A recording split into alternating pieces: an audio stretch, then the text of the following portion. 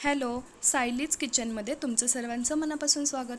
आज आपण कारल्याची भाजी कशी बनवायची ते पाहणार आहोत. पण त्याआधी तुम्ही माझ्या चॅनलवर नवीन असाल तर सायलीज किचनला सबस्क्राईब करा.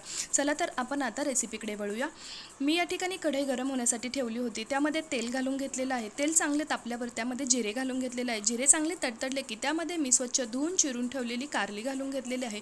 कारली कापली होती तेव्हा मी त्यावरती हळद, मीठ आणि लिंबाचा रस घालून 15 मिनटं ठेवलं होतं आणि त्याला पाणी सुटल्यानंतर ते पाणी मी पिळून काढल्यानंतर त्या पुन्हा एकदा कारली स्वच्छ धुवून घेतलेली आहे. आता कारली कढईमध्ये घातल्यानंतर आपण छान मिक्स करून घेऊया. आता त्यामध्ये हळद, लाल तिखट, गोडा मसाला, धना पावडर, त्याचबरोबर मी या ठिकाणी मीठ घालून घेतलेलं आहे.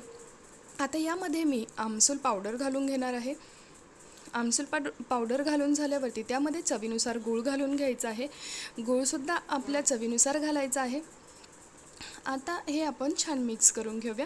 व्यवस्थित असं मिक्स करून घ्यायचं आहे. चांगले मिक्स केल्यानंतर आपण यावरती 5 ते 10 मिनटासाठी झाकण ठेवून घेऊया. मी झाकण ठेवल्यानंतर मध्ये मध्ये झाकण काढून पाहत होते, कारण आपले कारले कढईला लागू नये म्हणून मी सारखे हलवून घेत होते. तुम्ही पाहू शकता आपले कारले व्यवस्थित असे शिजत आलेले आहे. छान असे मिक्स करून झाल्यानंतर आता आपण सर्व करू शकता. हा व्हिडिओ तुम्हाला कसा वाटला मला नक्की सांगा. आणि माझ्या सायलीज किचनमध्ये मी अनेक व्हिडिओ अपलोड केलेले आहेत, ते तुम्ही नक्की बघा आणि माझ्या रेसिपी कशा वाटतात हे मला